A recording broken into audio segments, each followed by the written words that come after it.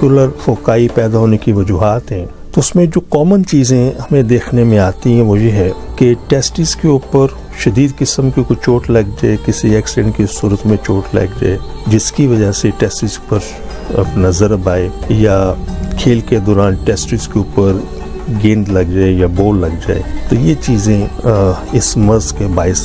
پیدا ہونے کے باعث بنتی ہیں۔ اس کے ساتھ ساتھ شدید قسم کا ممپس جسے ہم کنپیڑے بھی کہتے ہیں، اس بخار کے اندر بھی کچھ مریضوں کے اندر ہمیں یہ چیزیں نظر آئی ہیں۔ ٹائیفائڈ بخار، ٹی بی جیسے امراض میں مبتلا مریضوں میں بھی ہم یہ ٹیسٹیکولر فوکائی ہمیں دیکھنے میں آیا ہے۔ اب چلتے ہیں ہم اس علاج کی طرف۔ تو تمام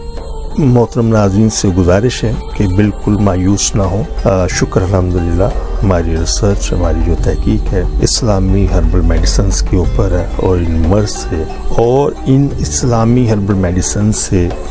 ٹیسٹیکولر فوکائی کا علاج 100% علاج موجود ہے، اور آپ بالکل مطمئن ہو کر آپ اس کا علاج کر سکتے ہیں اور خوش ہو کر زندگی گزار سکتے ہیں، اور یہ علاج انتہائی مناسب وقت میں ہو جاتا ہے، لہٰذا بالکل مطمئن ہو کر رابطہ کریں۔